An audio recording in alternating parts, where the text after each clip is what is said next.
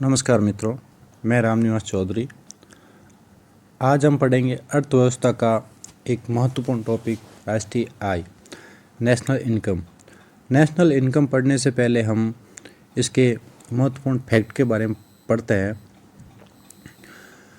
भारत की राष्ट्रीय आय और प्रति व्यक्ति आय की गणना का प्रथम प्रयास दादाभाई नौरोजी ने वर्ष 1867-68 में अपनी पुस्तक poverty and un British rules in India में किया था। उन्होंने उस टाइम 1868 में भारत की राष्ट्रीय आय 340 करोड़ और उस टाइम प्रति व्यक्ति आय पर कैपिटा इनकम भारत की 20 रुपये प्रति व्यक्ति बताई थी।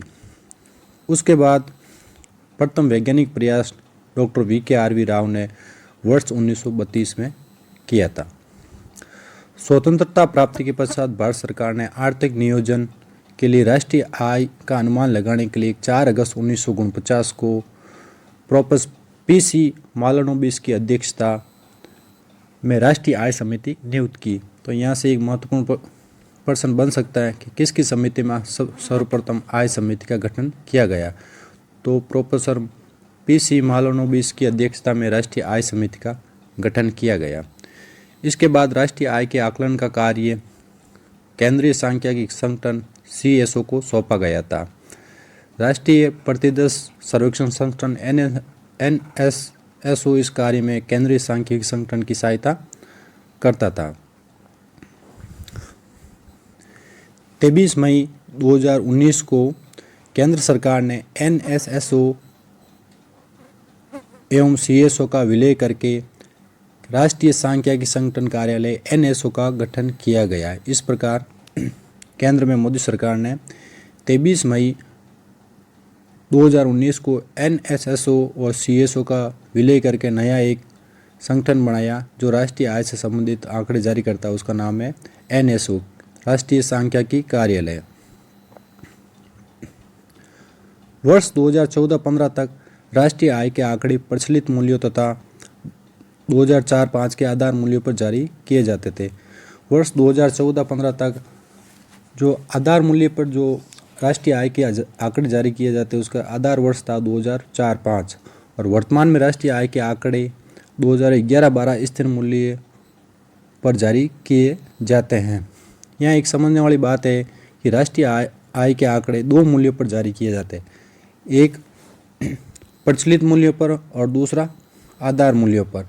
इसमें ज़्यादा महत्वपूर्ण स्थिर मूल्य या आधार मूल्यों पर होते हैं। विभिन्न प्रतियोगी परीक्षाओं में जो भी आय के आंकड़े पूछे जाते हैं, प्रति व्यक्ति आय है, भारत की GDP होती है, वो ज़्यादातर स्थिर मूल्यों पर पूछी जाती है। तो वर्तमान में स्थिर मूल्य या आधार वर्ष वर्तमान में 2011-12 है। इसको आप कॉपी में लिख सकते हो, नोट्स बना सकते हो या फिर इस पेज की आप स्क्रीनशॉट ले सकते हो। अब आगे हम पढ़ेंगे राष्ट्रीय आय की माप संबंधित आधारभूत अवधारणाएं। इसमें हम देखेंगे कि किस प्रकार राष्ट्रीय आय का मापन किया जाता है, इसके लिए कौन कौन सी अवधारणाएं भारत में अपनाई जाती है। तो इसमें महत्वपूर्ण 4 अवधारणाएं हैं। भौगोलिक और राजनीतिक सीमा में एक वर्ष के लिए वस्तु और सेवाओं का अंतिम मूल्य, ये 4 बिंदु मिलकर के राष्ट्रीय आय की माप संबंधित आधारभूत अवधारणाएं बनाते हैं। अब हम इन बिंदुओं को डिटेल से पढ़ने की कोशिश करेंगे और समझने की कोशिश करेंगे कि अंतिम मूल्य क्या होता है, वस्तु और सेवा क्या होता है, गुड्स और सर्विस में फ़र्क क्या होता है, और समय अवधि होती है वो कब से कब तक होती है, और ये राष्ट्रीय आय में भौगोलिक सीमा से क्या तात्पर्य है। अब हम राष्ट्रीय आय की माप संबंधित आधारभूत अवधारणाओं को स्टेप बाय स्टेप समझने की कोशिश करते हैं।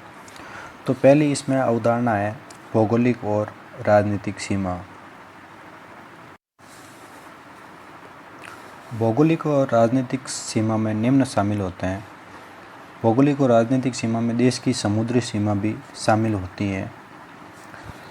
देश के नागरिकों द्वारा अपनी समुद्री सीमा के अंतर्गत परिचालित मछली पकड़ने वाले जहाज तथा तेल की खोज के लिए समुद्री सीमा में स्थित, जैसे कोई भी भारत का मछुआरा समुद्र तट से 12 नॉटिकल मील तक या मछली पकड़ने का कार्य कर सकता है या मछली पकड़ने का अधिकार होता है, या भारत की तेल कंपनियों को यहाँ पर तेल के लिए समुद्र में खोज करने का अधिकार है।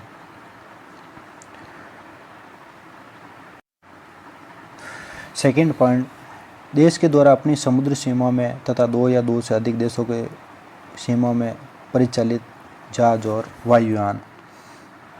इसके अंतर्गत कोई भी भारत का वायुयान जो 2 देशों के बीच में उड़ान भरता है, जैसे इंडियन एयरलाइंस का वायुयान भारत और अमेरिका के बीच में उड़ान भरता है, तो उस एयरलाइंस कंपनी की जो इनकम होती है वो भी भारत की राष्ट्रीय आय में काउंट होती है।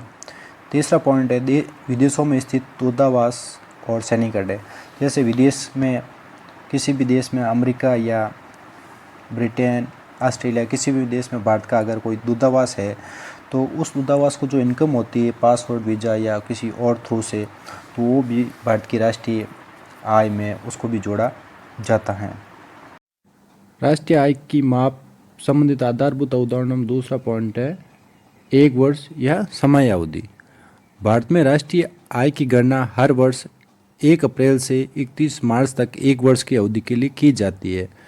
तो देश में 1 वर्ष में 1 अप्रैल से 31 मार्च एक वित्तीय वर्ष में जो पूरी आय होती है देश की, वो राष्ट्रीय आय में जोड़ी जाती है।